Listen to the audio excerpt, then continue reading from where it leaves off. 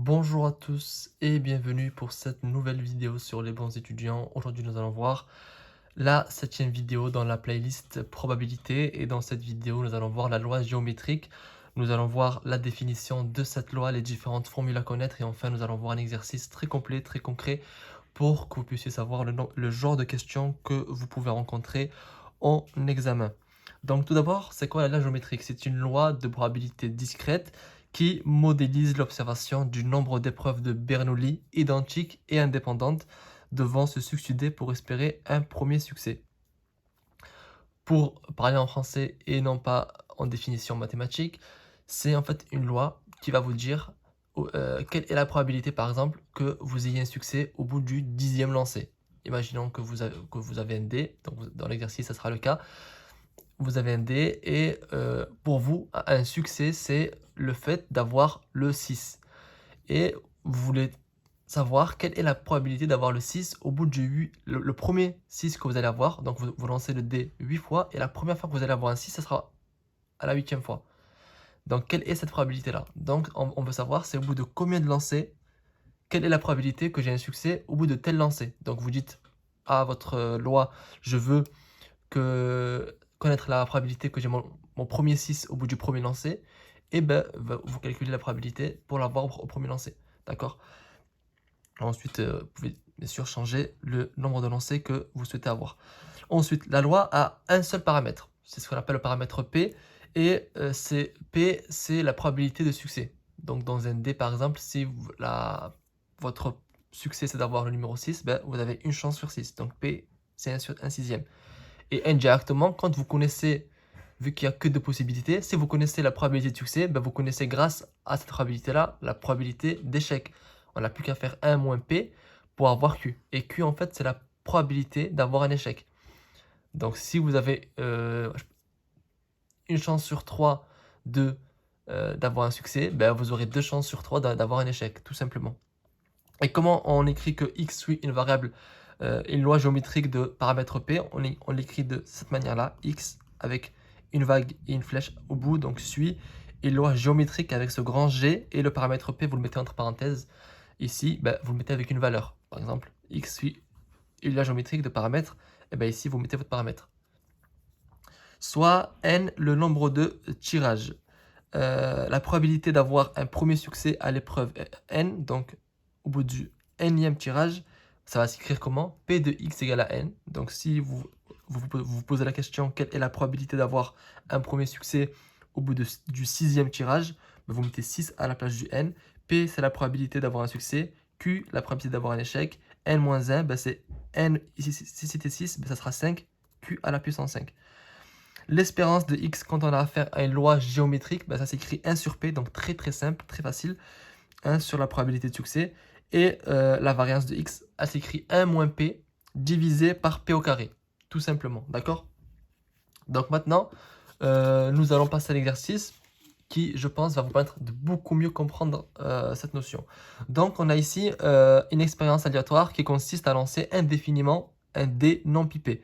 Soit x, la variable aléatoire qui indique le nombre de lancers nécessaires pour obtenir le numéro 3.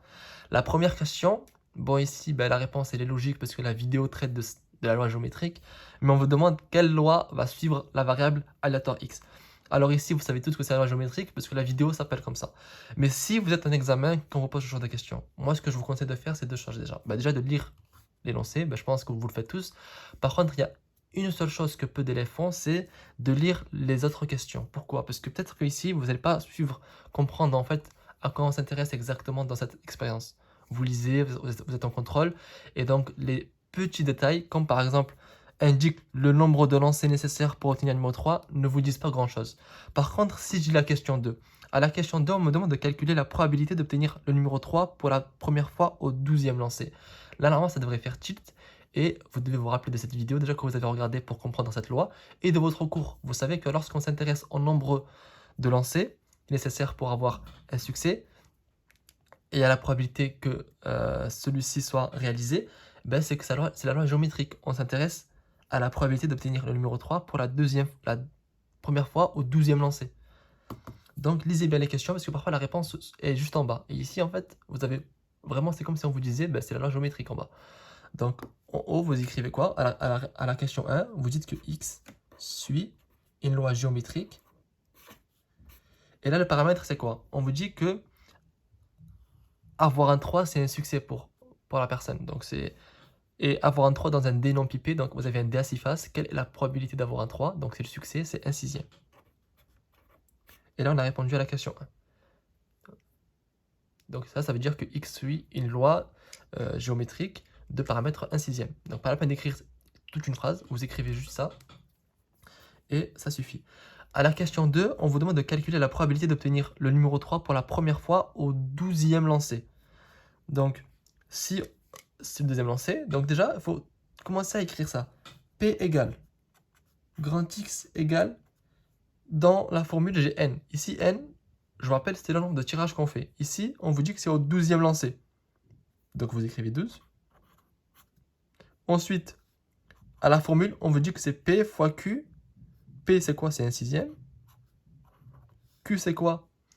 Q, c'est la probabilité d'échec. C'est 1 moins 1/6.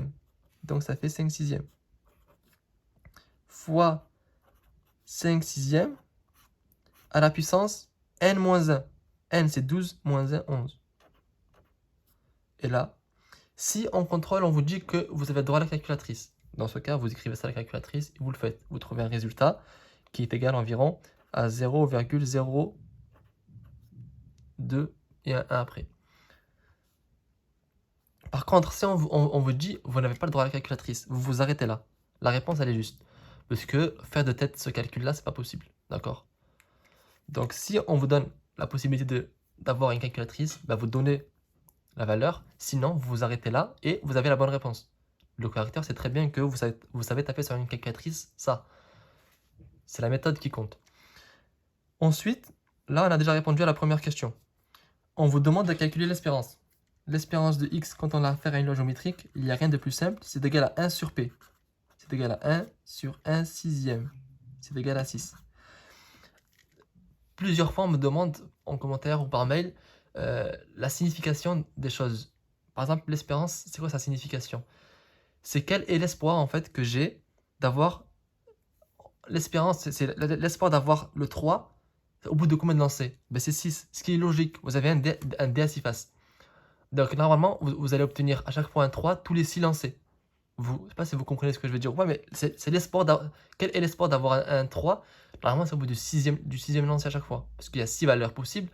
Bah, tous les 6 lancers, normalement, ça devrait... Si vous faites un très très grand nombre de lancers, vous allez voir que normalement, c'est tous les 6 lancers, vous avez à peu près un 3. Et la variance de x, c'est égal à 1 moins p, 1 moins 1/6, sur 1/6 au carré. Donc ça peut s'écrire 5/6 sur ça au carré, ça fait 1 sur 36e, 1 36e. Ça, vous pouvez l'inverser. Ça fait 5 fois 36 sur 6. D'accord, mais bon, ça, vous faites à la calculatrice. Là, j'essaye de le faire de tête. Donc ça, c'est le résultat que ça fait. 5 fois 36 sur 6. D'accord. Ensuite, là, on a répondu à l'ensemble des questions. Donc, on va faire un petit résumé rapide avant de terminer cette vidéo. Ici, à la première question, bon, je vous ai expliqué comment y répondre. À la deuxième question, on vous demande quelle est la probabilité d'avoir un numéro 3, donc d'avoir 3 au bout du 12e lancer. Donc là, on s'intéresse à n égale à 12. Donc, vous remplacez dans votre formule n par 12. P, ben, on sait que c'est 1/6, c'est la probabilité de succès. Q, ben, c'est la probabilité d'échec, donc c'est 1 moins P, donc ça fait 5/6, à la puissance n moins 1. Et vous trouvez ça. L'espérance, c'est 1 sur P, P étant toujours la probabilité de succès, donc c'est 6.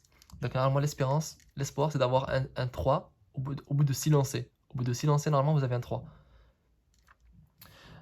Ensuite, la variance de x, ben, vous avez la formule 1 moins P divisé par P au carré. D'accord?